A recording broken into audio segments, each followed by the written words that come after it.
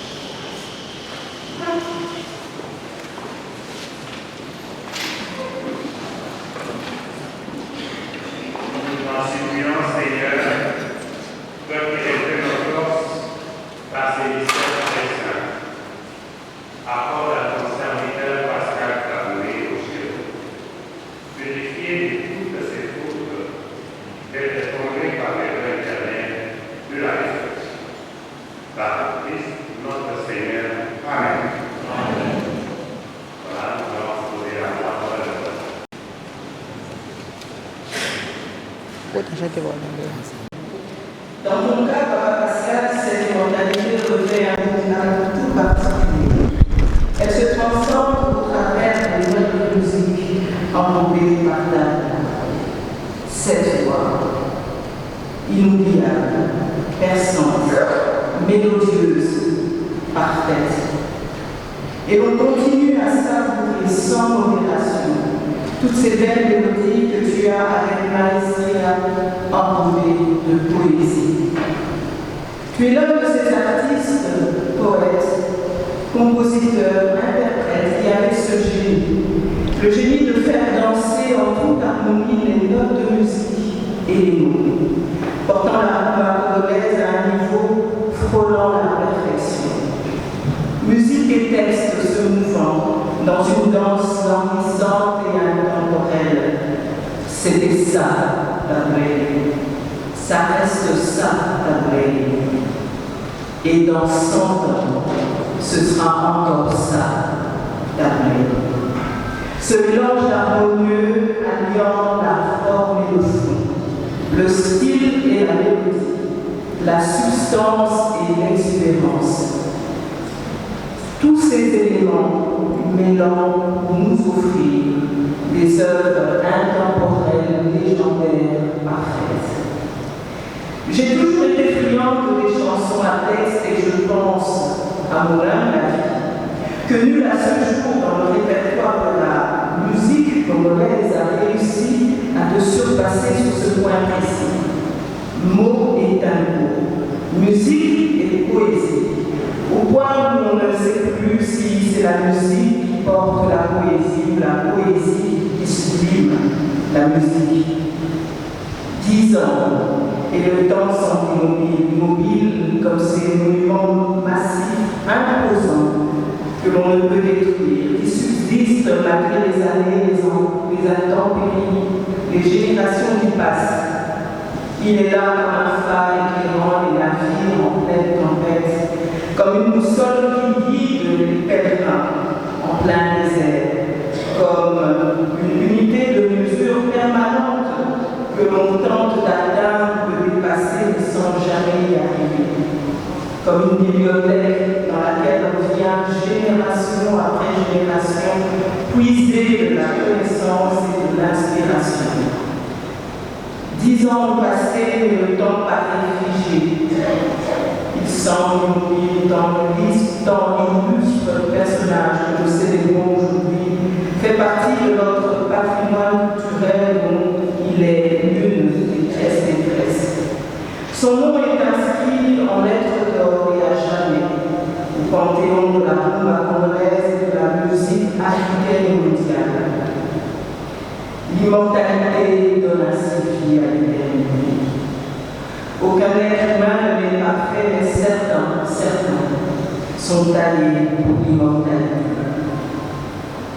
Seigneur Veille, Papa Pascal,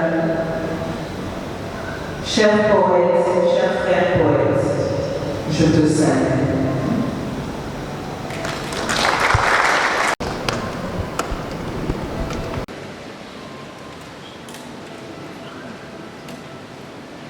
Bon, au-delà de l'inspiration, d'abord il faut contextualiser l'artiste, l'homme, l'icône que nous célébrons ces jours ou ce soir à l'église 10 ans après.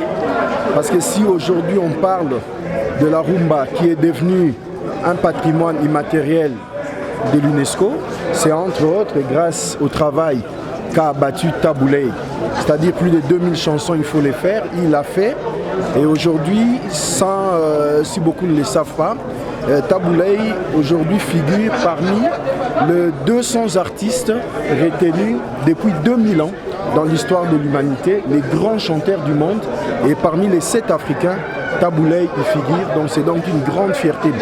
Ici, l'occasion pour nous, en tant que capitale de la rumba, capitale mondiale de la culture africaine et de la rumba, d'y penser, pourquoi pas d'immortaliser Taboulay à travers un grand festival panafricain de la rumba qu'on pourra, pourquoi pas, donner ou de baptiser au nom de Taboulay pour que chaque année, nous puissions honorer sa mémoire, car de ces chansons, nous tirons beaucoup d'enseignements aussi bien sur le plan de la vie sociale, mais également sur le plan de l'éveil des consciences. Il suffit d'aller écouter la chanson Mokolo Tosangana, Tosakanara na Mosolo ya Congo et Koki.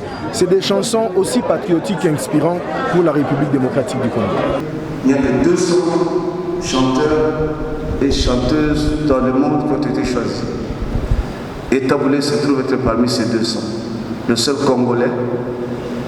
Et il n'y a que 7 Africains depuis 20 siècles qui sont recensés et retenus par cette organisation. Quel honneur! Quel honneur! Voilà.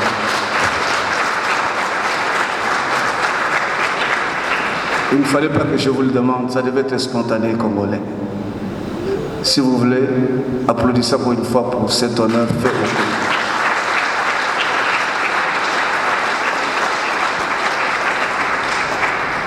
Alors, monsieur l'abbé, quand vous proposez à la famille de penser tous les 5 ans, toutes les 5 ans, à organiser une grande manifestation en mémoire de Taboulé, je voudrais vous informer que nous, au niveau de la famille, depuis que nous avons appris cette nouvelle, on a pensé plus que ça.